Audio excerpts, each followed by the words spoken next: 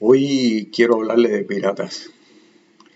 Recuerdo que cuando era niño yo quise ser muchas cosas, entre ellas torero, quise ser jugador de béisbol y también una de las preferencias que tuve cuando niño, esos sueños que uno tiene, y creo que no fui el único niño, fue ser pirata. Parte de nuestros juegos, de los juegos que teníamos, se desarrollaban con capas, espadas, pañuelos cubriéndonos la cabeza y hasta algunos garfios hechos con alambre de pechero. Incluso hasta jugábamos, poníamos dos tablas y jugábamos a una especie de abordaje, ¿no? Semejando un abordaje que funcionaba más en nuestras mentes infantiles que de forma física. Tal vez todo esto fue por la influencia de tantas películas que veíamos de piratas o las aventuras, unas aventuras que nos daban siempre en la televisión a las 7:30 de la noche y que veíamos en la sala de mi casa llena de niños frente a un televisor pequeño que no me imagino cómo tantas miradas podían absorber aquella pantalla en blanco y negro, por supuesto. Y también una de las cosas que influyó fueron aquellas historietas, los cómics, o nosotros le decíamos muñequitos en viejos libros y los viejos libros también que teníamos que nos hablaban de piratas. Soy de La Habana, una ciudad muy asediada por los piratas, es una ciudad muy cerca del mar. Yo vivía muy cerca del mar, o relativamente cerca, iba a la escuela, miraba a mi izquierda y allá a lo lejos veía siempre el horizonte. El mar, el horizonte abierto que siempre invita a imaginar viajes sin retorno y destinos desconocidos. Y recuerdo que a pocos metros de mi casa, o sea, 100 metros, había un viejo cañón enterrado en una esquina que formaba parte del paisaje. Todos nos gustaba ver aquel cañón, un cañón inmenso. Y muchas personas decían que había sido utilizado siglos atrás para defender la costa contra ataques de piratas. Yo no sé si eso fue verdad, pero era lo que se decía y además era algo que yo creí y que quería creer sobre todo.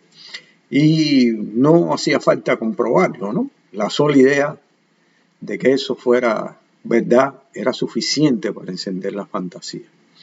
Yo recuerdo que miraba ese cañón como si hubiese sido testigo de batallas épicas, disparos de pólvora que a veces sentía oler, abordajes, gritos en lenguas que nunca había escuchado.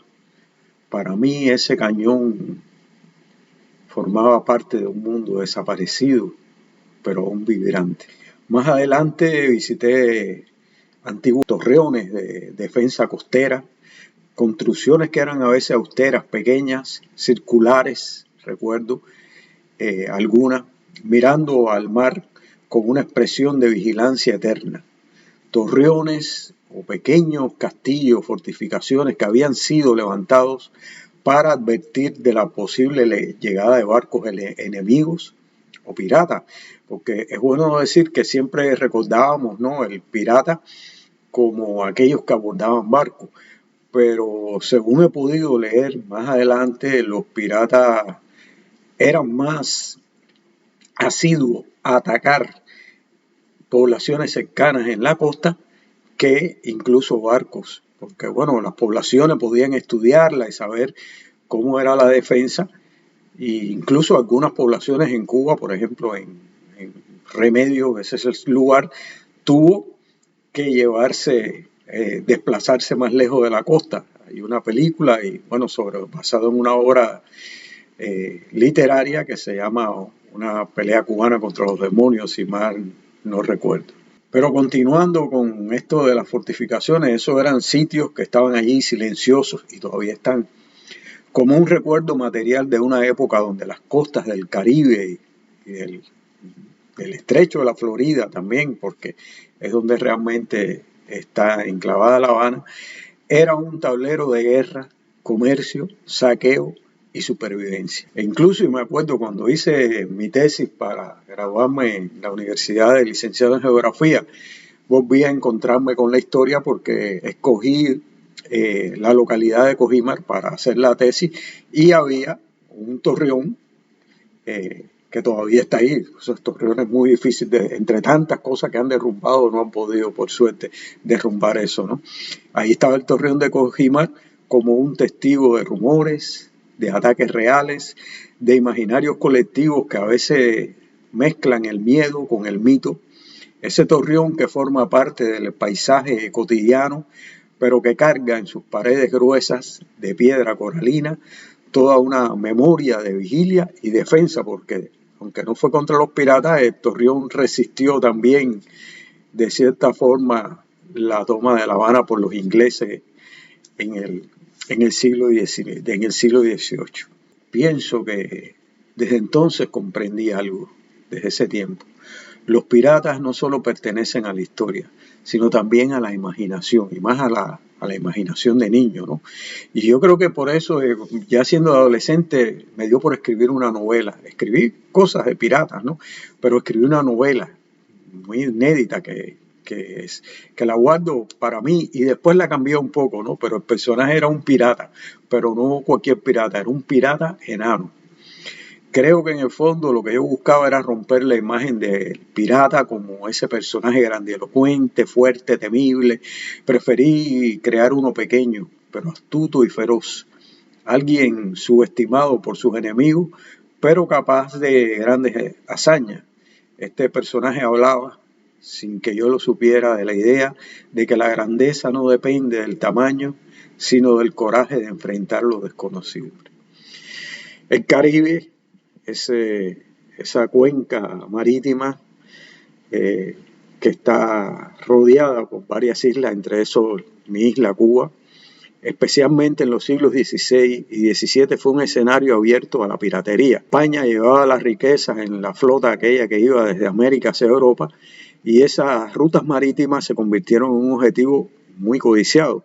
Y de ahí surgieron figuras que se volvieron casi legendarias y que llenaron mi imaginación. Por ejemplo, Francis Drake, Henry Morgan, Roche brasiliano, Jack de Sore, Diego Grillo, pirata cubano, y el temido pirata Barba Negra. Pero no todo pirata era pirata, vamos a decir, habían otras clasificaciones. Algunos eran corsarios que eran autorizados por un gobierno para atacar a los barcos enemigos. A veces eran piratas que una potencia le daba la potestad lo autorizaba, ¿no? Como el caso de Henry Morgan, y eso se llamaba una licencia de corso, una piratería, como le decía, legalizada, útil cuando no convenía políticamente. Otros eran filibusteros, que ya eran unos piratas asentados en lugares como la isla de la Tortuga o Jamaica, que vivían en fraternidad donde el botín se repartía según reglas internas. Además estaban los bucaneros, se decía que eran piratas ya retirados, que se dedicaban a comerciar de contrabando, sobre todo carne salada. Según he leído, dice que le decían bucán y de ahí viene ese nombre. Y por supuesto, mi isla, mi país, mi nación, Cuba, por supuesto, formaba parte de ese mapa del Caribe. La Habana, como les decía, era el puerto principal donde se reunían los barcos antes de zarpar hacia España, cargados de plata, de mercancía, de oro.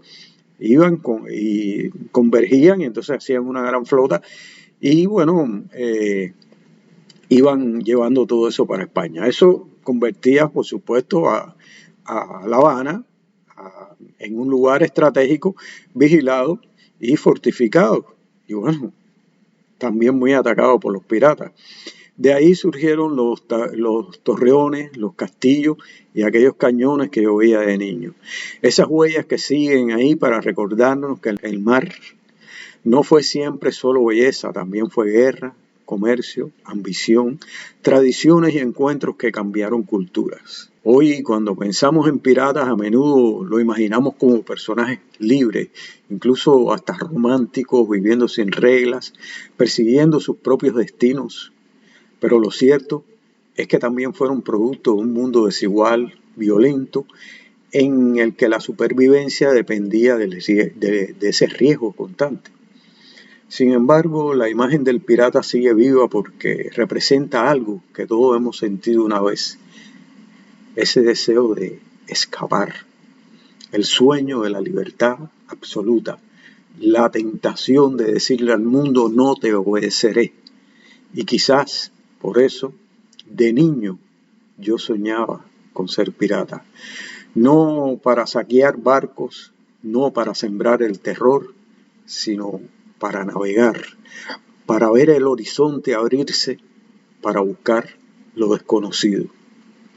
Porque en el fondo, ser pirata en la imaginación no es otra cosa que atreverse a soñar con un mar más grande. Muchos éxitos y un gran abrazo.